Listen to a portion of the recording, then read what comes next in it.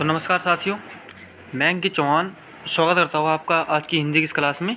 तो साथियों, जैसे कि आपको बताया कि इससे जो नेक्स्ट क्लास हम कर चुके हैं और आज का जो हमारा टॉपिक है वो है काल। कंटिन्यू अपनी पढ़ाई को स्टार्ट रखिए, किसी के बहकावे में ना आए कि पेपर नहीं होने वाला, ठीक है। तो अपनी तैयारी लगातार बना के रखिए, क्योंकि आपकी तैयारी अच्छी होगी तो पेपर कोई भी हो आप उसे आसानी से कर सकते हो, ठीक है साथियों। तो अपनी तैयारी पे लगातार बने रहे। और आज हम पढ़ने वाले हैं काल, अर्थात समय के बारे में बताने वाले हैं। इसके बारे में आज हम पढ़ने वाले हैं, बहुत ज़्यादा महत्वपूर्ण टॉपिक होने वाला है आज हमारा ये। तो काल के बारे में देखो, काल होता है हमारे पास समय, अर्थात समय का जो बोध कराता है वो क्या होता है, काल, है ना। तो इसमें लिखा हुआ है इसने कि क्रिया होने का समय दर्शाने वाला शब्द काल कहलाता है ना। जो क्रिया का होना है, आपको बताया कि संज्ञा सर्वनाम क्रिया विशेषण क्या है ना। क्रिया आपको बता चुके हैं हम कि क्रिया क्या होती है, विशेषण क्या होती है, संज्ञा क्या होती है, सर्वनाम क्या होती है, उसका भेद आपको बता चुके हैं। तो आज हम काल के बारे में डिस्कस करने वाले हैं कि काल क्या होता है, काल के भेद क्या होते हैं, ठीक है। तो काल के 3 भेद होते हैं, एक तो भूतकाल, वर्तमान काल और भविष्य काल। हालांकि इसके कभी कभी हम किताबों में देखते 3 भेद मिलते हैं ना, इसके 5 भेद मिलते हैं और उसके में 6 भेद मिलते हैं, सॉरी इसके 3 भेद मिलते हैं ना। ये सारे भेद हम पढ़ने वाले हैं आज, और आज हम मात्र भूतकाल के बारे में ही बात करेंगे, क्योंकि यदि आप ये याद कर लेते हैं तो ये आपके लिए बहुत ज़्यादा आसान होने वाले हैं, ठीक है। इस टॉपिक को आप हल्के में न लें, क्योंकि ये इतना सरल टॉपिक नहीं है जितना आप समझते हो, क्योंकि पेपर में यहाँ से क्वेश्चन उठता है तो बच्चे सोचते हैं कि हम कराएंगे, ठीक है। तो इस टॉपिक को बिल्कुल अच्छी तरीके से आपको पढ़ना है, ठीक है। तो हम बात करते हैं कि भूतकाल क्या है ना। देखो, भूतकाल की परिभाषा है कि क्रिया के जिस रूप से उसके बीते हुए समय का होना पाया जाता है भूतकाल कहलाता है। भूतकाल का मतलब है जो समय बीत चुका है, वर्तमान काल समय है, वर्तमान काल का मतलब है जो चल रहा है, और भविष्य का मतलब है जो आने वाला है, ठीक है। तो भूतकाल का मतलब कहना कह रहा है कि जो समय बीत गया है उस समय के बारे में बात करने वाले हैं। देखो, भूतकाल के यदि हम भेदों की बात करें तो भूतकाल के जो भेद होते हैं वे कितने होते हैं, मुख्यतः 6 होते हैं, ठीक है। चलिए 6 भेद के बारे में जानते हैं। तो नंबर 1 हमारे पास सामान्य भूतकाल, नंबर 2 आसन भूतकाल, नंबर 3 पूर्ण भूतकाल, नंबर 4 अपूर्ण भूतकाल, नंबर 5 संदिग्ध भूतकाल, नंबर 6 हेतु मत भूतकाल। ये क्या हमारे पास भूतकाल के 6 भेद हैं। इनके बारे में बहुत अच्छी तरीके से पढ़ने वाले हैं। ये जो वीडियो है आज बहुत ज़्यादा इंटरेस्टिंग होने वाली है, बहुत ज़्यादा रुचि आने वाली है आपकी हिंदी में, क्योंकि हिंदी के सारे टॉपिक आपको इतने अच्छे कराए जा रहे हैं कि जिन बच्चों ने कोर्स लिया हुआ है वो अपने को ये मान ले कि जो 740 पोस्ट हैं उसमें आपकी एक सीट सिक्योर है। क्योंकि आपको पता है कि आज लगभग 26 जुलाई को 1,20,000 बच्चों ने फॉर्म भर चुके हैं, जो 740 पद थे, ठीक है। तो आपको ये मानना होगा कि आपको 1,40,000 में से देखो मात्र 1,000 बच्चे चुने जाएंगे, ठीक है। उनमें टाइपिंग में कुछ बाहर निकल जाएंगे, तो आपको 1,19,000 बच्चों को पीछे हटाना है और उनको आगे जाना है, ठीक है ना। तो अपना कोर्स ऐसा रखिए, अपना सब्जेक्ट ऐसा रखिए जो इतना अच्छा रखिए, अपना सिलेबस जो पेपर के आते ही आप 1 या 2 महीने में से पूरा कंप्लीट कर ले, ठीक है। तो हम बात करने वाले हैं सामान्य भूतकाल के बारे में। देखो, सामान्य भूतकाल क्या होता है कि क्रिया के जिस रूप में उसका सामान्य भूतकाल में होना पाया जाता है सामान्य भूतकाल कहलाता है, ठीक है। एग्जाम्पल के लिए हम बात करें तो जिस वाक्य के अंत में था, थी, थे, पढ़ा, पढ़ी, पढ़ी, लिखा, लिखे, लिखी आदि शब्द आते हैं तो वो क्या होता है, सामान्य भूतकाल कहलाता है, ठीक है। इसे आप याद रखेंगे, ठीक है। जैसे उसने किताब पढ़ी, है ना। आप इस तरह याद कर सकते हो, आपने जब आप कक्षा 10 या 11 में होंगे या 12 में होंगे तो आपने पढ़ा होगा कि जिस वाक्य के अंत में चुका है, चुकी है, चुके हैं आदि शब्द आते हैं वे क्या होते हैं हमारे पास, प्रेजेंट। इस प्रकार कुछ आपने इंग्लिश से पढ़ा होगा, ठीक है ना। तो आप इस हिंदी में रखें कि चुका चुकी इसमें आने वाले हैं, सामान्य भूतकाल में ही आने वाले हैं, ठीक है ना। देखो एग्जाम्पल दिए हुए, एग्जाम्पल आप देख लेंगे ना। उसने किताब पढ़ी है, वह गया गया, है ना। उसने गाना गाया, इस तरह आप याद कर लेंगे, ठीक है ना। तो बात करते हैं नेक्स्ट की हम आसन भूतकाल। देखो, आसन का मतलब होता है निकट, है ना।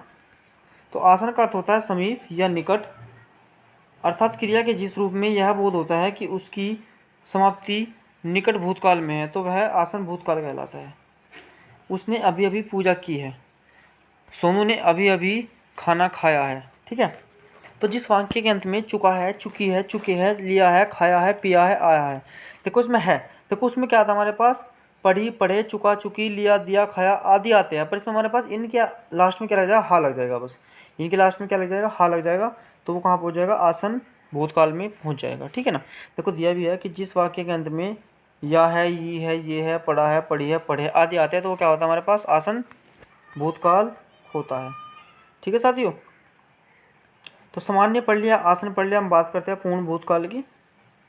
तो पूर्ण भूतकाल क्या होता है इसे देखते हैं।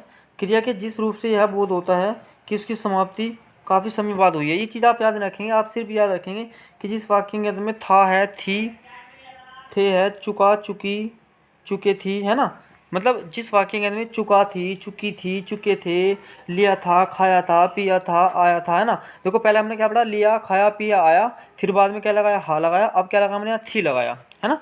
तो सामान्य, आसन और पूर्ण, पूर्ण का मतलब पूर्ण हो जाएगा वाक्य का वो। ठीक है, अर्थात पूर्ण, वो पूर्ण समय की बात करता है कि हाँ वो काम हो चुका होगा, या पूर्ण समय की बात करता है कि वो समय बीत गया होगा। एग्जाम्पल दिए इसने कि उन्होंने कलम खरीदी थी, बिल्कुल खरीदी थी, हमने कन्फर्म कर दिया खरीदी थी। उसने निबंध लिखा था, जी बिल्कुल हमने सिद्ध कर दिया कि उसने नियम लिखा होगा। ठीक है।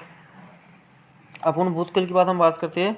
तो क्रिया के जिस रूप में यह बोध होता है कि क्रिया भूतकाल में हो रही है, अर्थात भूतकाल में क्रिया की समाप्ति का बोध होता है, वह अपूर्ण भूतकाल कहलाता है। अपूर्ण देखो जिस वाक्य के अंत में रहा था, रही थी, रहे थे आदि शब्द आते हैं तो अपूर्ण भूतकाल कहलाता है। जबकि देखो हमारे पास यहाँ चुका था, चुकी थी, चुकी थे, यहाँ चुका, चुकी, चुकी, थी आ रहा था, इसमें हमारे पास रहा था, रही थी, रहे थे, ये शब्द आ जाएंगे। इसे आप इम्पोर्टेंट मान के चलेंगे कि कैसे याद करना है। पहले मैं आपको हमने क्या बताया कि पहले आप क्या करना, पहले चुका, चुकी, चुकी आसन में हमने याद करा, है ना, सामान्य में याद करा, फिर हमने क्या लगाया, इसमें हा लगा दिया तो हमारे पास क्या बन गए, आसन बन गया। फिर जब हमने पूर्ण पढ़ा था, पूर्ण में क्या लगाया हमने, पूर्ण में हमने लगाया कि चुका था, चुकी थी, इसमें थी लगा दिया, और अब क्या आ जाएगा हमारे पास अपूर्ण में, अपूर्ण में रहा, थी, या रही थी, रहे थे, रही थी। ठीक है। तो हमारे पास रहा, रही क्या बात कर देंगे। नेक्स्ट हम बात करें संदिग्ध। देखो संदिग्ध भी इम्पोर्टेंट है हमारे पास। जिन वाक्यों में भूतकाल में क्रिया के पूरा होने में संदेह रहता है वह संदिग्ध भूतकाल कहलाता है। ठीक है। इसने दिया है कि जिस वाक्य के अंत में था होगा, थी होगी, थे होगे, चुका होगा, चुकी होगी, पढ़ा होगा, पढ़ी होगी आदि शब्द आते हैं तो वो क्या होता है, हमारा पहुंच जाता है संदिग्ध भूतकाल। ठीक है। तो इसमें देखो हमारे पास हम बात करते हैं, एग्जाम्पल दिया कि उसने कलम खरीदी होगी, वे वहाँ आए होंगे, वे जा चुके होंगे। ठीक है। तो इसमें होंगे होंगे होंगे शब्द आ रहा है। ठीक है ना। एक मिनट। तो हम बात करते हैं नेक्स्ट की। नेक्स्ट हमारे पास संदिग्ध पांचवा भेद है। ठीक है ना। जिन वाक्यों में भूतकाल क्रिया के पूरा होने का संदेह रहता है वह संदिग्ध भूतकाल कहलाता है। देखो सिर्फ आपको ये याद करना है कि जिस वाक्य के अंत में था होगा, थी होगी, थे होगे, चुका होगा, चुकी होगी, पढ़ा होगा, पढ़ी होगी, पढ़े होंगे आदि शब्द आते हैं तो वो क्या होता है हमारे पास, संदिग्ध भूतकाल कहलाता है, संदेह रहता है। ठीक है। तो इसमें एग्जाम्पल दिया है इसने, उसने कलम खरीदी होगी, वे वहाँ आए होंगे, वे जा चुके होंगे। देखो आपसे रिक्वेस्ट है पहले आप इन्हें लिखेंगे उसके बाद आप समझेंगे, क्योंकि यदि आप इसे पहली बार पढ़ रहे हैं तो ये आपके बहुत कम समझ में आने वाला है। ठीक है। और आपको बहुत ही ज़्यादा ट्रिक के द्वारा बताया जा रहा है।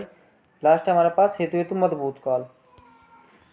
एक क्रिया का होना दूसरी क्रिया पे निर्भर करता है, अर्थात एक क्रिया होगी तो दूसरी क्रिया होगी वरना क्रिया नहीं होने की। ठीक है। इसमें ये कहना चाह रहा है यदि तुम समय पर आते तो गाड़ी नहीं छूटती, यदि तुम मेहनत करते तो फैल नहीं होते, इसका मतलब फैल हो गया, मेहनत नहीं की इसमें। वर्षा, ठीक है, वर्षा होती तो फसल अच्छी होती, भाई वर्षा से मतलब फसल खराब हुई। यदि रवि मेहनत करता तो जैसे तैसे पुलिस में सिलेक्शन हो जाता, यदि आप मेहनत करते तो जैसे तैसे आपका पुलिस में सिलेक्शन हो जाता आप लोग। तो आपसे मतलब आपने समय पीछे निकाल दिया, आपने मेहनत नहीं की। ठीक है। तो इसे आप एक बार ना दोबारा देखें और एक बार आप इसे लिखें, लिखने के बाद इसे समझे, दोबारा वीडियो देखें तो ये आपकी समझ में आ जाएगा। देखो हमने कुछ नहीं पढ़ा, हमने पहला चुका, चुकी, चुके, फिर चुका है, चुकी है, चुकी है, फिर चुका थी, चुकी थी। ठीक है। फिर रहा है, रही है, फिर होगा, होगी, होगी, फिर होगा, थी, है ना, रही थी, रही होगी, या इस तरह हमने ये पढ़ी है। ठीक है। तो इसे आप एक बार अपनी कॉपी में नोट करें, रोक रोक के वीडियो को आप इसे क्या करेंगे, नोट करेंगे। यदि PDF है तो मैं ग्रुप में आज PDF इसका सेंड कर देता हूँ। ठीक है।